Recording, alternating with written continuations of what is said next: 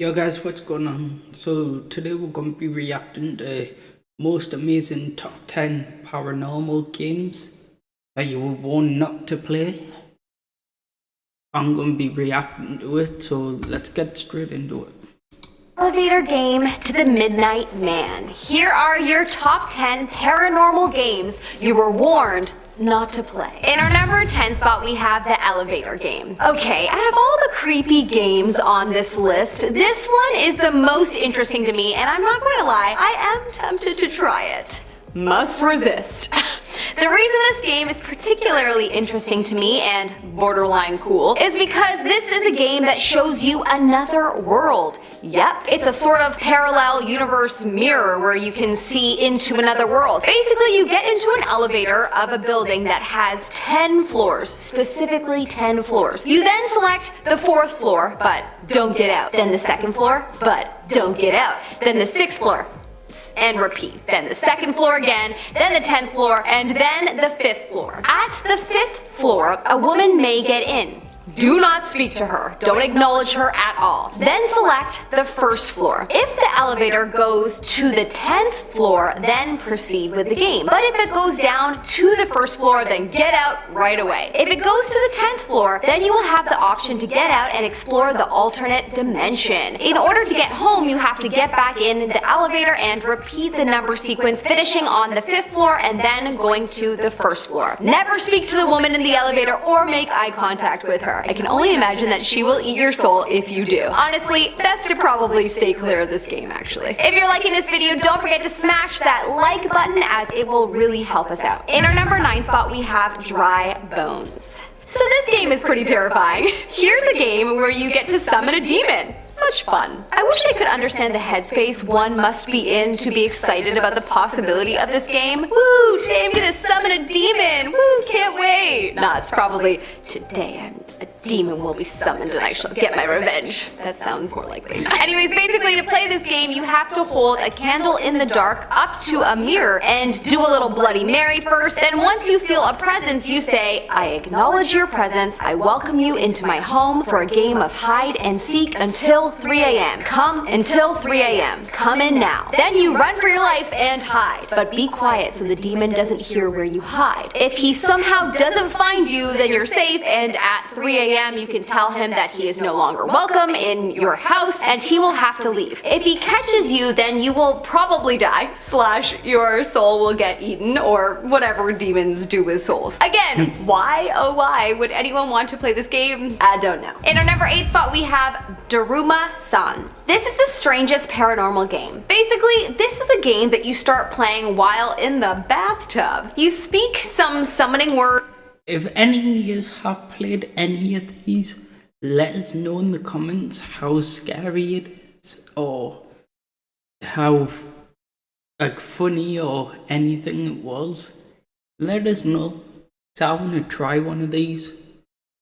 And then go to sleep as normal. The next day, you will wake up and Daruma-san, the spirit of a Japanese woman, will follow you everywhere and will try to catch you. If this spirit gets too close, you can say Tomer, and that will give you time to run. Before midnight on the same day, you have to look at the spirit over your right shoulder and yell Kita, and swing your arm in a downward cutting motion. Kita. If you don't do this, then the spirit may enter your dreams. I'm assuming it ends once you sleep or you tell the spirit to be gone, but man, it is so not a good idea to summon demons or bad spirits. You just never know what could happen. In our number 7 spot, we have the 11-mile game. This one appears kind of fun, but then also not, because it requires so much in order to have a wish fulfilled. But yeah, this is a game where you will have a wish fulfilled if you win. Basically, you get into a car and drive to the country where no one is. Then you begin driving up to 11 miles, and as you get further and further, then you will begin to see / hear paranormal activity in your car and outside of it. Do not acknowledge it. As you drive more and more, you'll feel more paranormal activity, as well as your car may stall and also completely stop. Not terrifying at all. You're supposed to ignore it and keep going till you hit 11 miles, and if you make it all the way, then your wish is granted. I may be playing this game on Halloween night, but honestly, I bet you death is the consequence, so I might have to chew on this a little while longer. I just love presents though, so it's very hard. In our number 6 spot, we have the closet game. The closet game is literally a game that could basically be the reason you get pulled into hell. Let me explain. This one seems like probably one of the most risky games. I mean, what if you actually die? Is anyone with me? I don't understand. Anyways, apparently you need to be inside of a closet with an unlit match and then say the words, "Show me the light," or "Leave me in darkness." You should hear a demon then whisper to you, and when you hear the whisper, you must immediately light your match and step out of your closet. If you lit the match in time and didn't get dragged into hell by this demon, then you won the game. So simple and yet horrifying. You're also never to open your closet again in the dark, or you may cross paths with the demon again. I repeat my earlier notion. Such fun. In our number 5 spot, we have Bloody Mary. This is the classic childhood game that everyone spoke about doing back in the day, but I swear no one actually did it properly. Also, looking back, I'm not surprised as to why all of us 90s babies were doing it. We were thrown in front of movies like Practical Magic and The Craft, and watched Are You Afraid of the Dark every Sunday night, so clearly we were just a result of the media we were consuming. Anyways, I recently learned that in order to play Bloody Mary properly, you need to have a candle with you. I swear not a lot of people knew that, probably because we were kids though and we wouldn't be allowed to hold candles, especially ones that are lit. Anyways, you go into a dark bathroom between midnight and 3 a.m. with a lit candle in hand, and you have to also have 4 other lit candles around you. Then look into the mirror and say Bloody Mary 13 times while visualizing her energy. Open your eyes and be prepared to either see an eyeless skeleton or someone with the eyes of her past victims. Then run away or tell the spirit to be gone because she'll probs eat you. Maybe don't try this at home, kids. In our number 4 spot, we have One Man Hide and Go Seek. Anyone watching get creeped out about dolls? Well, I do, and this next game is so scary, so if you are the same, maybe skip this one. One Man Hide and Go Seek game is a pretty elaborate game, so I'm not going to go into full detail about how to play it. It will take up too much time, so Google it. But basically in this game, you will be summoning a spirit into a doll. You will be deconstructing the doll, filling it with rice, strands of hair, and also nail clippings. Gross. And then you sew it up.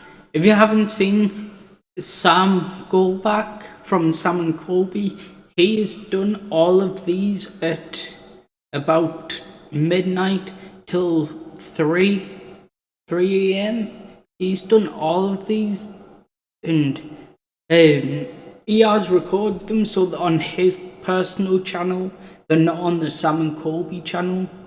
So head over to Sam Goldback's channel if you want to go and see him play all these.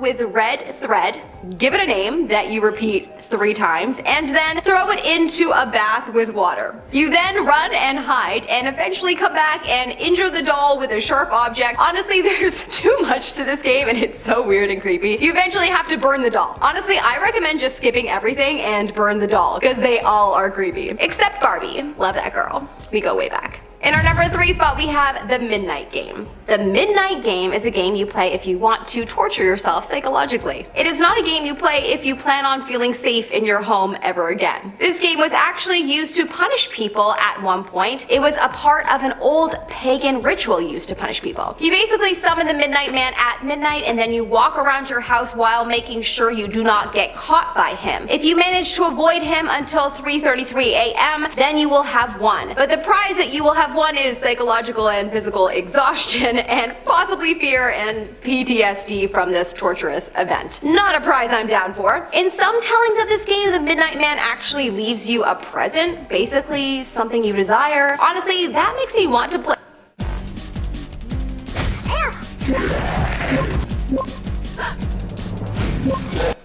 Play it because I love prezzies, but yeah, better not. In our number 2 spot, we have the Ouija board. One game you should never ever play is the Ouija board. But I know so many of you watching are rebels, so you probs will no matter what I say, so hey. Don't say I didn't warn ya. This is a literal board game that is a way to communicate with spirit. The catch though is you will never know what kind of spirit, so it could be a dark and tricky demon. I played this as a kid and my mom threw it out into the street, and 4 days later I was in the hospital. No one knew what was wrong with me, and I was so bad that the doctor thought I was going to die. It wasn't until my aunt took my Ouija board off the street and took it home that a random doctor from the US discovered that I had pneumonia, and obviously I was saved. True story. Play at your own risk. In our number 1 spot, we have the stalking game. Apparently this is a game you only play when you feel a spontaneous urge to do so. So just go with your gut. Don't play it if you don't feel drawn to it. It has to be a spontaneous decision. The person must first walk to a crossroad, reach into their pocket, and hold an item in their right hand. Then you're supposed to spin in the direction of the first bird you see, and then follow the first stranger you see. If you lose sight of the person you're following, you're supposed to go home right away and sleep. If the stranger being stalked is lost because they go inside their home, you should go to bed at your normal time. If the stranger becomes lost because they entered a building that isn't a house, you have to stay up for 24 hours before finally sleeping. The item needs to be held the entire time you stalk the stranger, and you should place it under your pillow before sleeping. You have to stay in bed until you dream. That is the rule. You should dream about your own death day, a bloody woman with no eyes, spirits that give you advice, an angel, or of course a demon. Play this game at your own risk. You have been warned, child. I'm Melissa Malati, and as always, I hope that you have a good day, sir. This has been Little Janky reacting to 10 paranormal games that you were warned not to play. If you do play any of them, let us know in the comments of what your experience was. Being Little Janky, I'm out. Peace.